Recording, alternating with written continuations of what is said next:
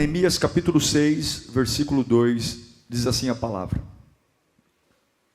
Sambalate e Gésem mandaram-me a seguinte mensagem: venha, vamos nos encontrar num dos povoados da planície de Ono. Eles, contudo, estavam tramando fazer-me mal. Por isso, enviei-lhes mensageiros com esta resposta: estou executando um grande projeto. Não posso descer.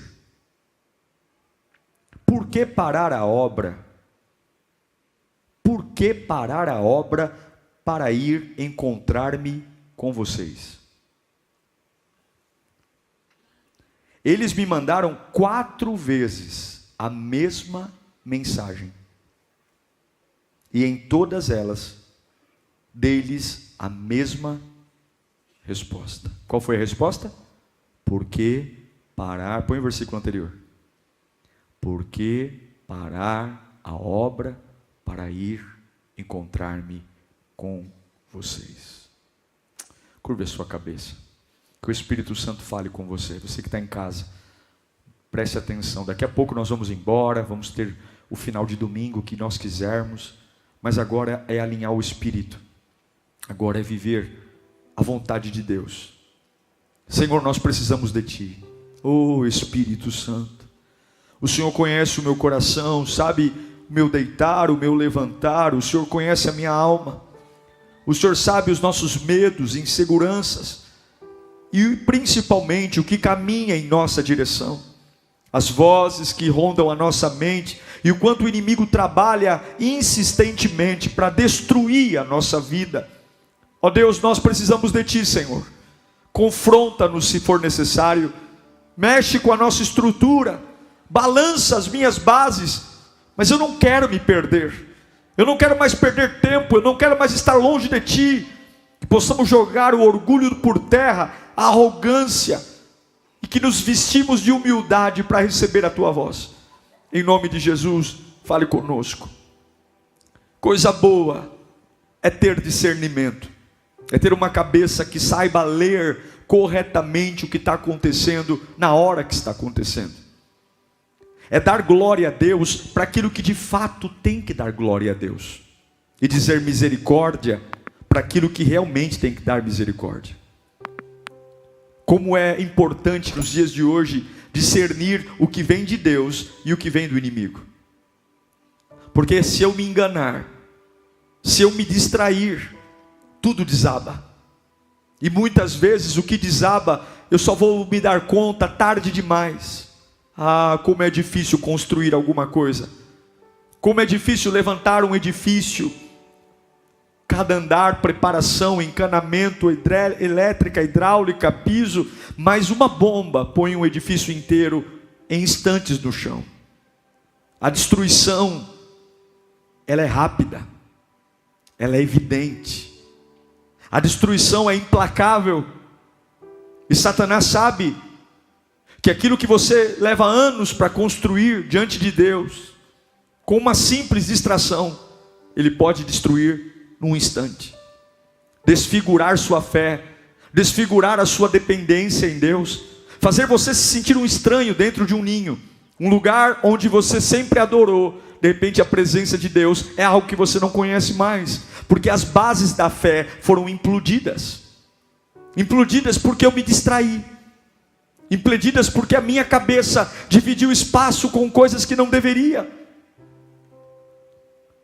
Nós confundimos muito o termo disponível. Nós achamos que estar disponível é ter tempo, é ficar em casa dizendo: olha, eu estou disponível, eu não tenho nada para fazer hoje. Mas a disponibilidade pior não é essa. A disponibilidade é aqui dentro. Tem pessoas que trabalham o dia inteiro e estão disponíveis, que acordam antes do sol raiar e dormem tarde, mas a cabeça está sempre disponível. Disponibilidade não tem a ver com horário de ocupação, mas tem a ver com a sua cabeça. E eu pergunto a você, o quanto a sua cabeça está disponível hoje? Disponível para assuntos paralelos, disponíveis para ficar revendo os baús da vida, disponível para conversas tolas, disponível para se amarrar e se enroscar com coisas que não agregam, relacionamentos fúteis. Sim, o diabo não vem para te assustar, irmãos, esqueçam isso. Satanás não vai fazer geladeira andar de noite. O diabo não está preocupado em fazer a janela do teu quarto ficar falando com você. A cortina é um fantasma. O diabo já passou dessa fase. Satanás não lida com você como se você fosse da quinta série. Ele sabe o que nós já recebemos de Deus. Ele sabe que a palavra tem sido pregada. Ele sabe que você tem buscado a Deus de um jeito diferente. Ele sabe que você está mais comprometido do que antes. E Ele não quer te assustar. Ele não precisa te assustar. Ele não precisa pôr um chifre, um tridente, um rabo, não. Ele só precisa te distrair. Ele só precisa chamar um pouco da sua atenção. Ele só precisa mandar uma carta para você e dizer: vamos conversar um pouco. Quando um passarinheiro quer prender um pássaro, ele nunca monta o laço no céu, em cima de uma árvore. Ele sempre monta o laço no chão, porque ele sabe que a única forma de pegar um pássaro é quando esse pássaro está fora do seu ambiente natural. Um pássaro nunca é pego no ar. Um pássaro sempre é pego no chão. Ele coloca alpiste, ele coloca algum tipo de jiló, alimento, e o pássaro vem para andar. E no chão ele é pego. É assim que o diabo desconfigura a gente. Ele entra na nossa cabeça, ele enche a gente de domínio, de razão, de sentido. Mas eu quero dizer que algumas vezes você vai ter que olhar para o diabo e dizer para ele: cale a sua boca, eu não quero falar com você.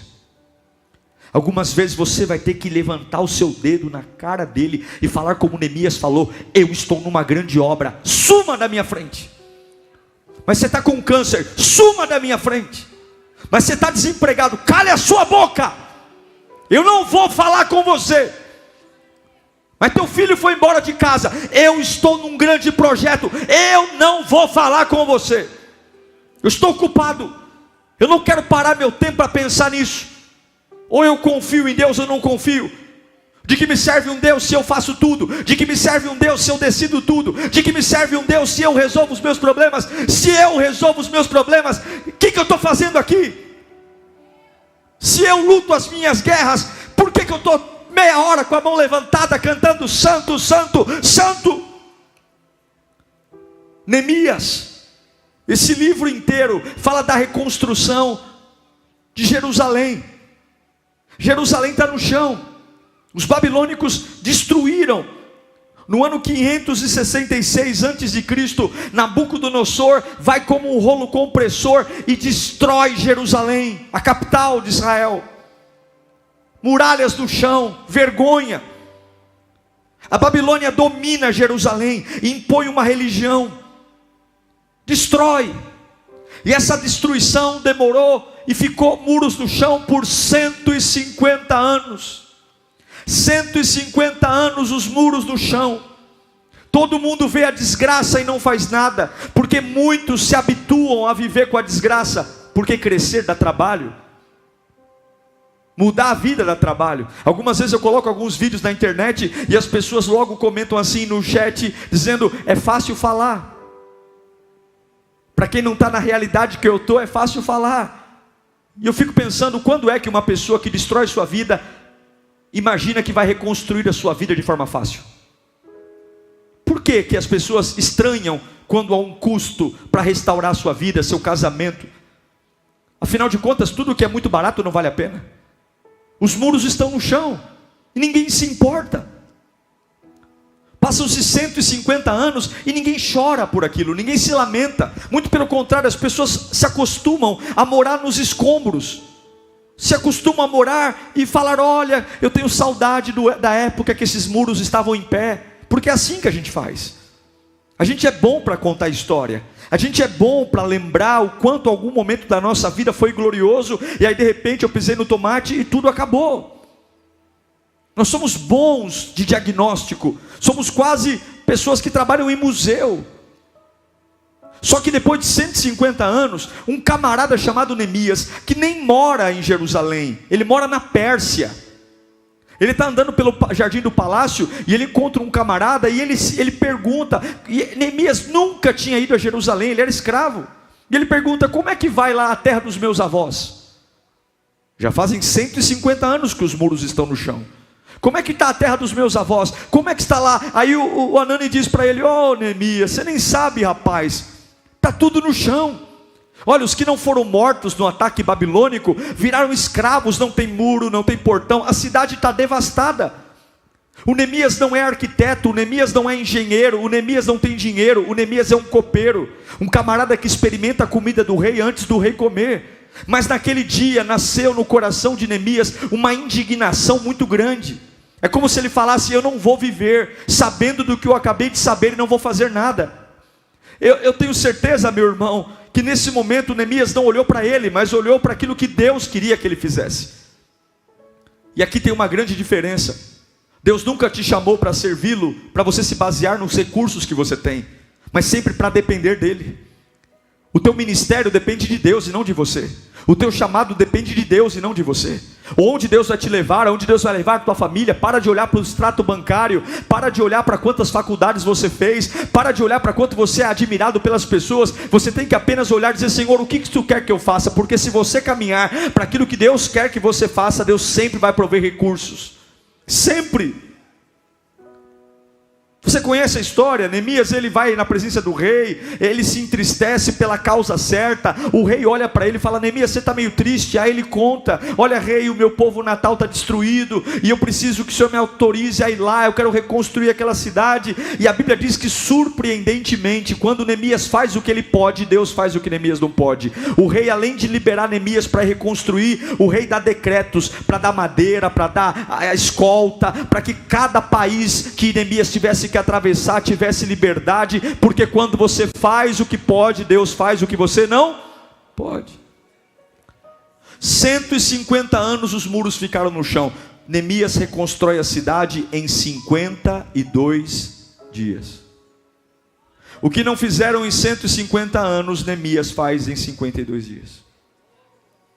Tem crente de 150 anos que não produz o que crente de 52 dias produz.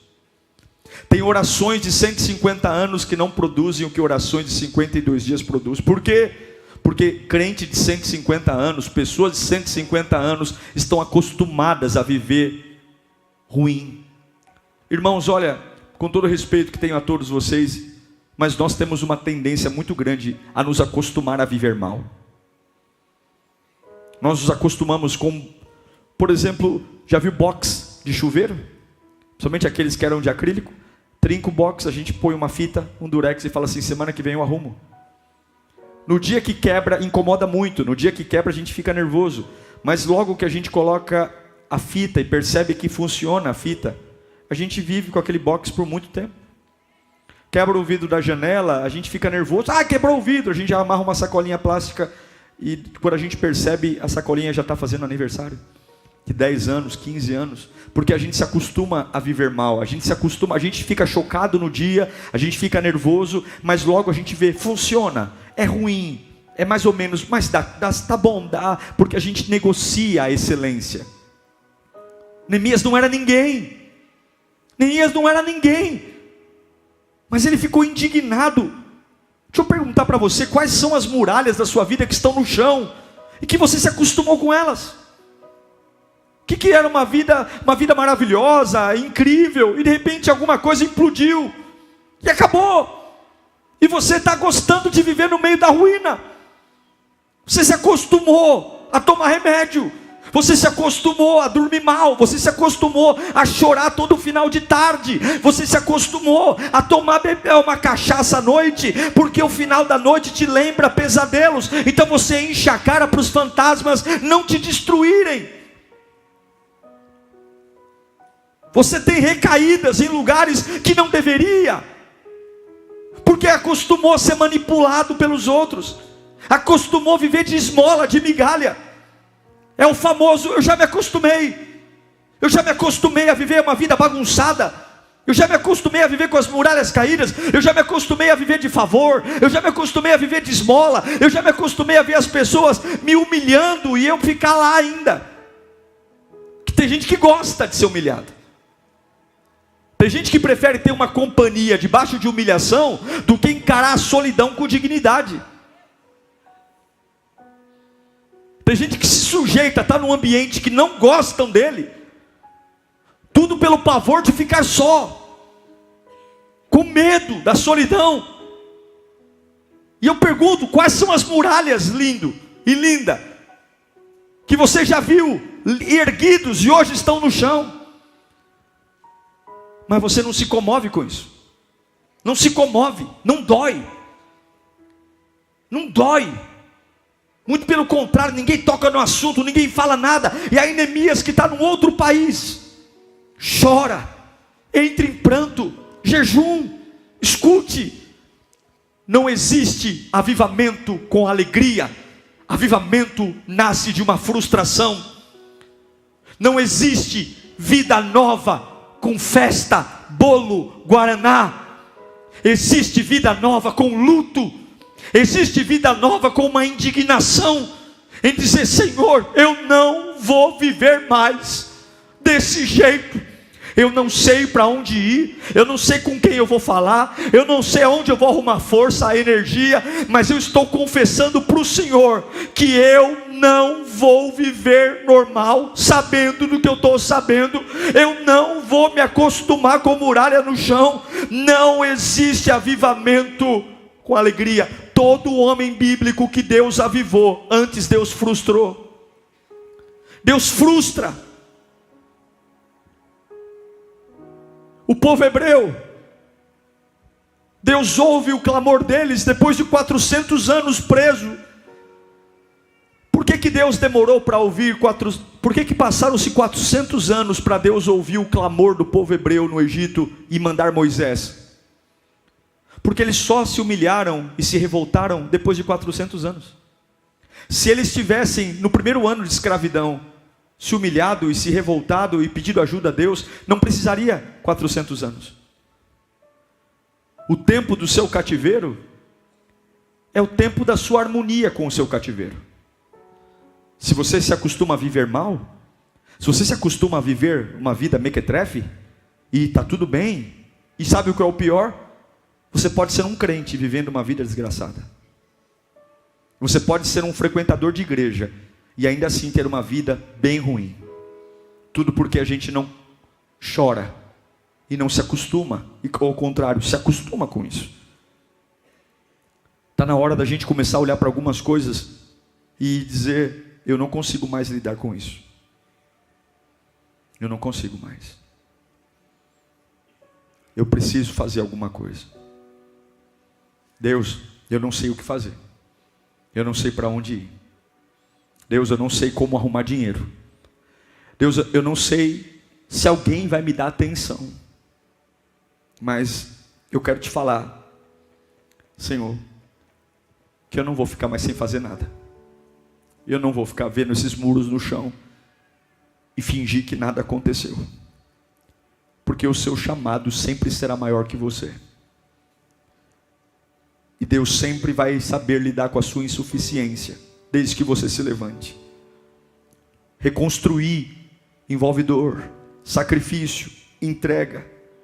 E Deus está plantando em nós uma frustração, para que essa anestesia que nos deixa com cara de paisagem, cara de sonso, faz tudo com cara de paisagem, mas por dentro está derrubado, está morto, está podre, está velho. Deus hoje te trouxe aqui para falar das muralhas derrubadas. Deus hoje te trouxe para esse culto para você ouvir. É você que vai reconstruir isso. É você. Você não tem habilidade para isso. Você não é o mais popular, o mais inteligente. Mas Deus tem promessas guardadas para corações frustrados. Deus tem avivamentos guardados para corações frustrados, para pessoas que derramam lágrimas dizendo: eu não vou aceitar passar o bastão da minha vida com essa desgraça, eu não vou aceitar ver a minha família ruir, eu não vou aceitar ver os meus sonhos mortos. Neemias encontrou resistência, perseguição. Aí vem para o texto que eu li. Neemias sai da Síria e vai para Jerusalém. Ele está lá trabalhando, se esforçando. Ele não é pedreiro, ele não é arquiteto, ele é copeiro, mas uma pessoa avivada faz até o que não sabe para crescer. Se prepara, porque se você quer vencer na vida, você vai parar de fazer só o que quer. Se você quer viver avivamento, você tem que parar de viver só o que quer, de fazer só o que quer. Se tiver que carregar pedra, eu vou carregar pedra. Se tiver que subir o morro, eu vou subir o morro. Se você quer vida nova, não seja pele fina. Quando a gente vê crente muito exigente, é porque morreu. Quando a gente começa a ver crente muito metódico, ai não, eu só quero isso, só quero aquilo. Quando você quer avivamento, você paga o preço que tiver que pagar. Neemias era copeiro. Só que quando você recebe uma visão, escuta isso. Quando você está no prumo, e eu sei que tem gente aqui lutando para entrar no prumo. Quando Deus derrama sobre você uma convicção de mudança, reconstrução, nem todo mundo vai entender. Nem todo mundo vai apoiar. E é por isso que em alguns momentos você vai ter que aprender a dizer adeus para algumas pessoas. Porque tem pessoas que te amam enquanto você chora em meio às muralhas, mas as mesmas pessoas vão odiar você quando você tentar reconstruir as muralhas. Tem pessoas que vibram com você quando você está indo para o inferno, mas tem pessoas que as mesmas que vibraram com você no caminho do inferno vão passar a te odiar quando compreenderem que você quer ir para outro lado agora. E é por isso que você vai ter que aprender a deixar ir algumas pessoas. É por isso que você tem que entender que esse processo é sangrento, é difícil. É o que 1 João 2,19 diz, que é o tema do meu livro, inclusive deixe ir. Eles saíram do nosso meio, mas na realidade não eram dos nossos, pois se fossem dos nossos, se fosse meu, teria permanecido conosco. E o fato de não terem saído mostra que nenhum deles era dos nossos. Reconstrução, alguns vão, outros ficam. Por quê? Agora escute isso. Neemias está trabalhando em Jerusalém. Ele tem que reconstruir os muros. Foco, disciplina, comprometimento. E o que o diabo tem que fazer? Distrair, mexer na cabeça. The world's so wide, so many roads to choose, but somehow they all lead me back to you. I've been walking through these crowded streets, faces passing like a blur. Everywhere feels unfamiliar now, 'cause none of them are her. I tried getting lost in different places, hoping I'd forget your name, but every road I take at night still circles back the same. The world's so big, but I'm still lost in you. Mexer, ocupá-lo, tirá-lo do lugar estratégico. Porque o nível de resistência que você enfrenta é proporcional ao nível do propósito que você carrega. Eu vou repetir para você entender. O nível do quanto te batem é proporcional ao poder e à unção que você carrega. Quanto maior a resistência, maior é o propósito. Há um cerco para matar Neemias, há um cerco para destruí-lo. eles começam a mandar cartas dizendo: desça para a gente conversar. Havia um plano pronto para matar Neemias. É mais ou menos como o passarinheiro querendo falar para o pássaro: desça daí, porque você é bom quando está no projeto de Deus. Você é bom quando está no prumo, você é bom quando ora, quando está na mão do Altíssimo. Mas um peixe fora d'água, por mais que ele tenha habilidades, ele está morto. E é isso que o diabo tenta fazer: saia do aquário, peixe, e venha viver aqui fora. E você pode até ter tentado a fazer isso, mas não há vida lá fora. Não há vida, e eu sei que muitos estão lutando aqui para permanecer firmes, e o diabo está mandando cartas: desça, desça, desça.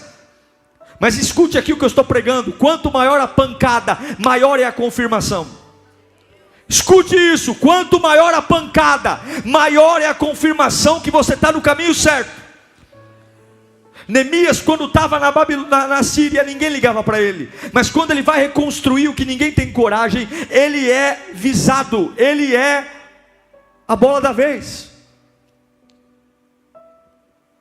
E como é que eu não me distraio? Eu vou te ensinar aqui a não se distrair.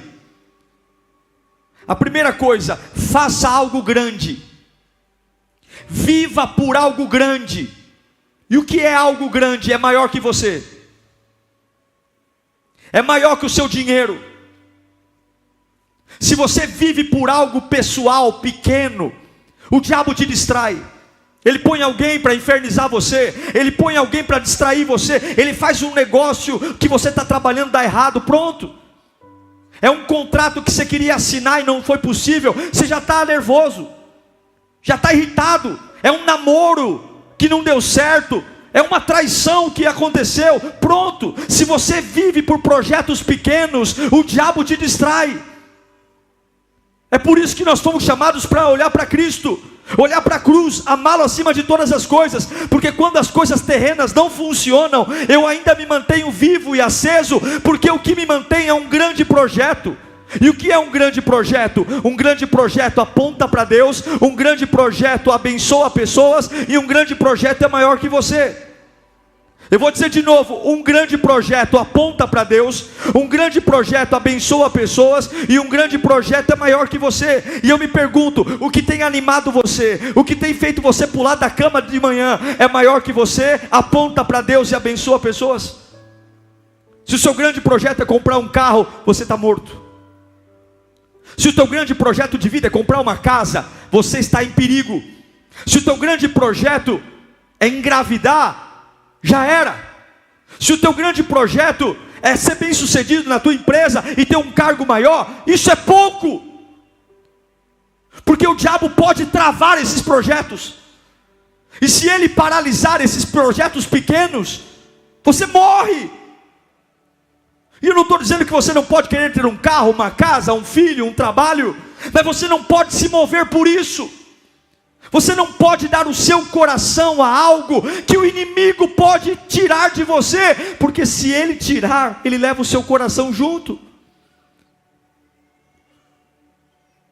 É claro que nós queremos enriquecer, prosperar. É claro que nós queremos ter uma vida maravilhosa, mas eu não posso me mover por isso. Jesus disse: buscar primeiro o meu reino e a minha justiça, e todas essas coisas vos serão acrescentadas: comida, bebida e vestido. Se você não tiver um grande projeto, você vai se distrair. Se você não tiver um grande projeto, as pessoas vão manipular a sua cabeça. Se você não tiver um grande projeto, você vai viver por fases. Se você não tiver um grande projeto, você vai ter um humor duplo. Se você não tiver um grande projeto, a sua adoração nem sempre vai funcionar. Se você tiver um grande projeto, você vai passar vergonha, porque o inimigo, ele é astuto em roubar, matar e destruir, e ele é o pai da mentira. Ele manipula, ele encena, ele engana, ele faz você parecer que aquilo é verdade e é mentira. O diabo, ele não joga para te assustar, mas ele joga para te distrair. Ei, Neemias, desça, vamos conversar. 4 vezes ele mandou carta, 4 vezes, e Neemias diz: 4 vezes eu respondi: por que parar esse grande projeto para eu ir falar com você? Por que parar de fazer o que Deus me chamou? Por que parar de fazer o que eu nasci para viver? Por que parar de fazer essa obra maravilhosa que glorifica a Deus, abençoa pessoas e é maior do que eu? Por quê? Por quê? Por quê? E eu estou perguntando para você, por que você está atendendo esses WhatsApps? Por que você está atendendo esses telefonemas? Por que você está marcando essas conversas? Por que você está sentando para conversar com gente que não está nem aí? Por quê? Por quê? Por que você está pegando o seu tempo precioso e levando urubus para dentro da tua casa? Por que você está usando o tempo precioso que poderia estar se edificando, se levantando, construindo, fazendo a obra de Deus expandir, abençoar pessoas com pecados, conversas fúteis? Por quê? E quantos desceram da montanha e não voltaram mais? O diabo disse: é uma conversa rápida, é uma conversa de 10 minutos, já você volta. Já se passaram 10 anos. 10 anos que eu não sei quem eu sou. 10 anos que eu não sei para onde eu vou. 10 anos que a minha família acabou. 10 anos que meu casamento acabou. 10 anos que a minha alegria acabou. 10 anos que eu não sei o que é viver.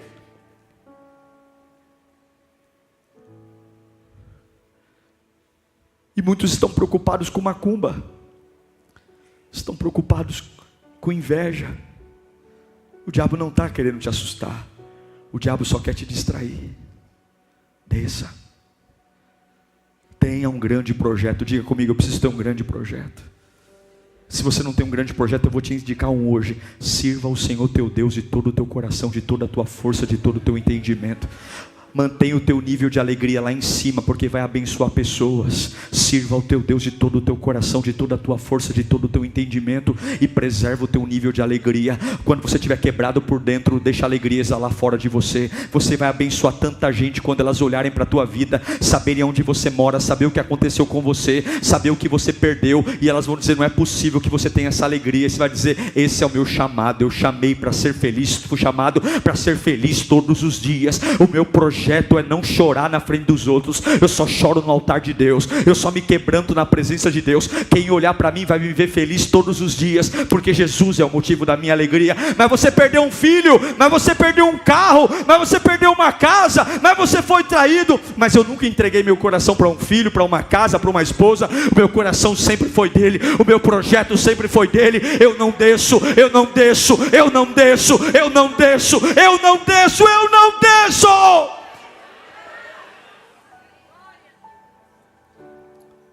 Tem uma grande obra. Cuidado com as distrações, críticas, calúnias. Crítica dói? Claro, mas não se distraia. Está num trabalho, alguém está criticando o seu trabalho, e tem gente que é mequetrefe, sem vergonha, critica você sorrindo. Sabe aquela pessoa que te apunhala, sangra em você, e ela faz aquilo com um ar de que ela não se compromete? A famosa indireta. Ela atinge você, penetra a sua carne, e ela sai isenta. E se você ainda for tirar a satisfação, ela vai dizer: a carapuça serviu? Dói, mas não desça. Não desça. Porque quando você se cala, Deus te defende. Quando você fecha a sua boca, quem fala por você é o Senhor. Quando você fecha a sua boca, é Jeová que fala por você. E se você está tendo muitos problemas, é porque você está falando demais. Comece a fechar a sua boca. Jesus disse que a árvore é reconhecida pelo fruto, não é pelo quanto ela propaganda verdades ou não. Feche a sua boca. A melhor resposta para a crítica são os seus frutos. Trabalhe. Sambalat e Gessem: desce, Neemias. Os mensageiros: 4 cartas, desce. E a resposta é a mesma: eu estou num grande projeto. Por que parar a obra para falar com vocês? Não. Me dá outro bloco aqui, me dá outro cimento aqui. Não. Quando os muros estiverem em pé, vocês vão entender por que eu não desci. Quando os muros estiverem em pé, vocês vão entender por que eu ignorei essa ofensa. Quando os muros estiverem em pé, vocês vão entender por que eu não fui tirar satisfação. Quando os muros estiverem em pé, vocês vão entender por que eu não respondi o WhatsApp. Quando os muros estiverem em pé, vocês vão entender por que eu não fui bater boca com ninguém. Porque enquanto vocês queriam me matar, eu estava cumprindo o propósito pelo qual Deus me chamou.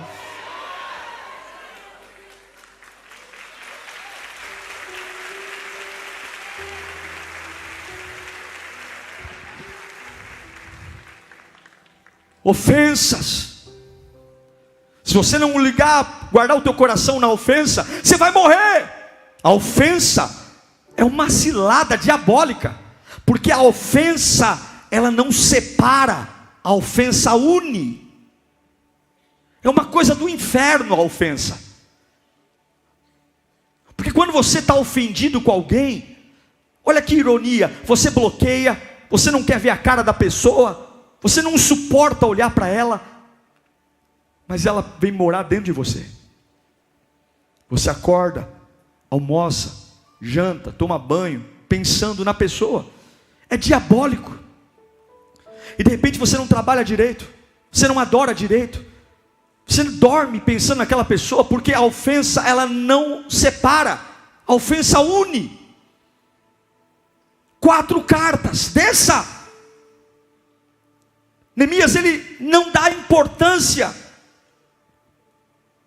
E aí, por fim, quando o convite não é aceito, eles vão para o lado, quando a crítica não pega, quando a ofensa não pega, eles vão para o lado da ameaça. Ou seja, eu vou te matar aí mesmo. Se você continuar, eu vou acabar com o teu projeto. Eu vou acabar. Mas aí você tem que trazer a memória quem te chamou para começar a obra. Toda vez que você se sentir ameaçado por algo, lembre quem te chamou para fazer o que você está fazendo. Se você começou sozinho, volta para o início e põe Deus lá. Agora, se você está fazendo algo que Deus colocou na sua mão, não tenha medo de ameaça, porque nenhuma tirania, nenhum medo vai destruir o que Deus colocou na tua mão. Sabe o que eu lembro? Eu lembro do Salmo 27, versículo 1. A Bíblia diz: o Senhor é a minha luz e a minha salvação. De quem terei temor? De quem? Quem é o grandão? Quem é o poderoso? Quem é a autoridade? Quem é o rico? Se o Senhor é a minha luz e a minha salvação, o Senhor é o meu forte refúgio, de quem terei medo?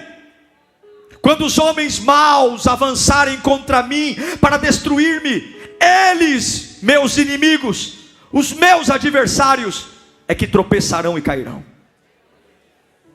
Ainda que um exército se acampe contra mim, o meu coração não temerá.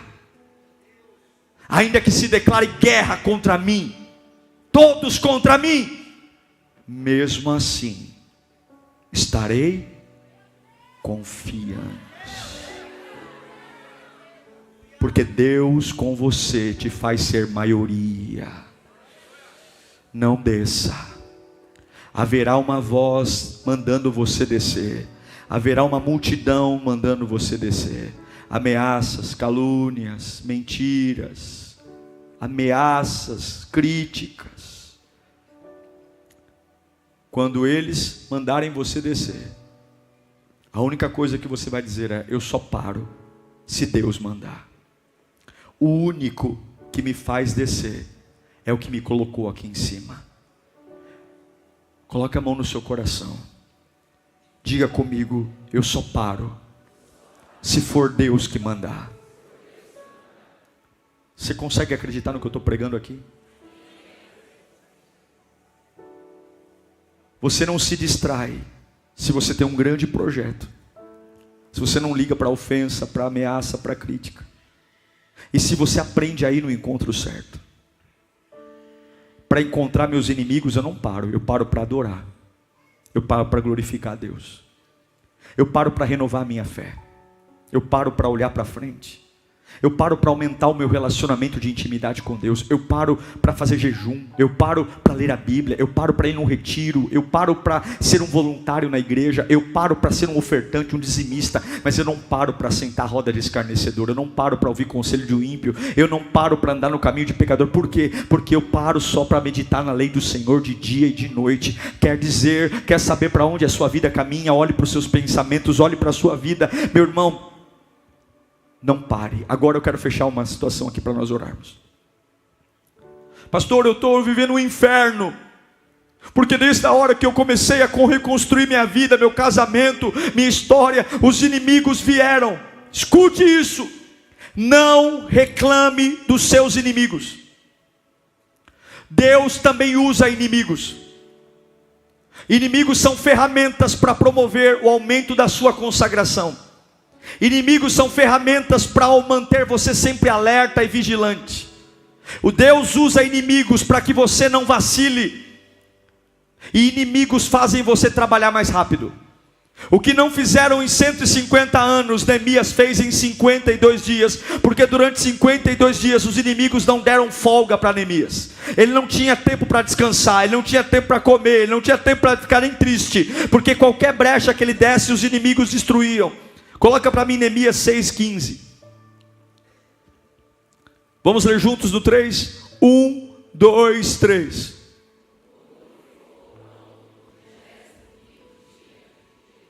Quanto? Mais embaixo. Quantos anos o muro ficou no chão sem ninguém fazer nada?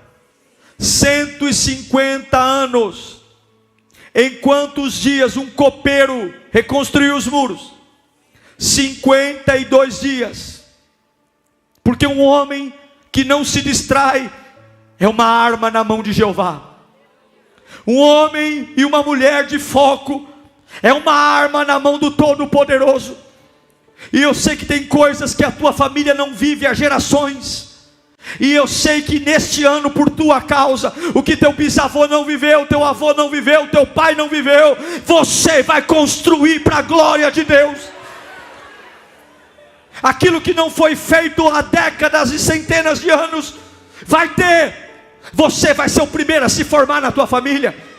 Os seus filhos vão ser o primeiro a morar fora do país. Você vai ser o primeiro empresário da tua casa. Sabe por quê? Porque você vai ter compromisso com Deus. E você não vai descer. Você não vai deixar o diabo mexer na sua cabeça. Você vai ser o primeiro a ser curado dessa diabetes.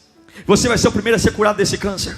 Você vai ser o primeiro nessa família que todo mundo divorcia, a ser o primeiro a ter um casamento honesto, onde vai fazer bodas de ouro, 50 anos de casado, e todo mundo que na família diz, casamento é bobagem, vai olhar para você e dizer, aquele ali fez o que ninguém na minha família fez. Vou chegar mais longe. Em meio às dificuldades nós somos fortalecidos, mas eu não vou me distrair. Eu não vou me distrair. Você não tem tempo para se distrair. Você tem que ser seletivo. Você tem que ser muito bom. Você tem que ser sábio. Você tem que saber quem ouve. Você tem que saber o que vê. O diabo está mandando cartas para você o tempo todo. Desce aqui, é rapidinho. Desce aqui, por trás dessas cartas tem plano de morte. Por trás dessa carta tem plano de levantar o velho homem. Por trás dessas cartas tem planos de vergonha. E você não pode se dar ao trabalho de lavar suas mãos para descer. Continue com as mãos lambuzadas da obra. Continue com as mãos lambuzadas de cimento, areia, pedra. Continue com as mãos lambuzadas de cal. Continue fazendo o que Deus te chamou para fazer. Porque você vai ser respeitado quando terminar. Não há respeito para quem não termina. E eu sei que tem muita gente dizendo, pastor, eu estou tão cansado, eu queria um tempinho de descanso. Você não pode parar no meio da obra, porque uma obra inacabada envergonha. Só há dignidade para quem termina. Só quando os muros estão em pé que as pessoas vão falar, Deus é na sua vida. Eu não sei para quem eu estou pregando aqui, mas muitos estão distraindo no meio da jornada. Muitos muitos estão aqui dizendo: pastor, estava tudo bem, mas aconteceu aquilo e eu desci, aconteceu aquilo e eu parei. Para de ser frouxo. Deus não dá um fardo maior que você possa suportar. Deus conhece teu limite, Deus conhece tua estrutura, Deus sabe, e a corrente do capeta está na mão de Deus. O diabo tem a liberdade que Deus dá a ele. Levanta a sua mão para cá. Hoje acabou o conformismo com as muralhas. Hoje nós iniciamos a frustração da reconstrução, em nome de Jesus. Feche os seus olhos. O que não tem na sua família? O que não tem na sua casa? O que não tem nos seus sonhos? O que não tem? O que não tem? O que você se acostumou a viver mal? Se acostumou. Por quê? Ah, pastor, eu me acostumei porque eu não tenho escolha. Eu não tenho escolha, mas Neemias não tinha também. Ele é um copeiro. Ele não tem dinheiro, ele não tem nada. Não tem a ver com você. Deus não está atrás do seu dinheiro. Deus só está atrás da sua fé. Se você é capaz de se revoltar e dizer: acabou, acabou, eu vou transformar. Chega, eu vou mudar a minha vida. E a hora que Deus vê um homem com uma frustração, os decretos começam a ser assinados. Deus começa a abrir porta onde você nunca imaginou. Deus começa a te levantar para lugares que você nunca imaginou. Deus começa a te colocar em lugares de honra. Deus começa a abrir jornadas. E de repente você fala: meu Deus do céu, eu nunca imaginei trabalhar aqui. Eu nunca imaginei ter acesso a essa pessoa. Eu nunca imaginei. E você fala: só Deus pode fazer um negócio desse. Só Deus. Por quê? Porque eu chorei. Eu fui capaz de chorar. E aí quando você estiver trabalhando, quando você estiver servindo a Deus, e eu sei que tem muitas pessoas aqui assim, vão chegar as cartas e você vai dizer: não vou descer. Eu não vou descer. Feche os seus olhos e diga: eu não posso descer. Vai dizendo: eu não vou descer. Eu não vou, porque eu estou num grande projeto. Meu maior projeto é adorar a Deus até que nada mais importe. O meu maior projeto é me encher do Espírito Santo. O meu maior projeto é falar em línguas todos os dias. O meu maior projeto é confessar o nome de Jesus todo momento. O meu maior projeto é ser um homem e uma mulher de Deus. O meu maior projeto é esplandecer a alegria do Espírito Santo. O meu maior projeto é ser um voluntário nos dias bons e ser um voluntário nos dias maus. O meu maior projeto é dizer não para o pecado. O meu maior projeto é honrar o nome do meu Cristo. O meu maior projeto, e pode arrancar casa, pode arrancar casamento, pode arrancar o que for, eu não vou parar por isso, porque eu só entreguei meu coração na mão de um. Só um tem o meu coração. Quem é? Jesus Cristo. Só Ele tem o meu coração. Eu posso chorar até uma noite, eu posso até chorar uma noite por causa de um, por causa de outro, mas pela manhã eu vou lembrar qual é o grande projeto da minha vida. E o grande projeto da minha vida não é coisa, o grande projeto da minha vida não são pessoas, o grande projeto da minha vida é erguer aquilo que honra o nome do meu Deus. Eu vou terminar esses muros vão ficar em pé, e eu vou cumprir o meu chamado. Deus está levantando pessoas aqui nesta noite. Deus está acendendo corações frustrados aqui hoje. Eu sinto o fogo de Deus caindo aqui sobre vidas desanimadas, vidas que estavam apáticas. Eu sinto o calor do Espírito Santo pegando você pela mão. Você é igualzinho Neemias. Você não é o melhor, você não é o mais popular, você não é o mais capaz, mas Deus vê o teu coração hoje, Deus vê a tua alma hoje. Eu sinto Deus te abraçando.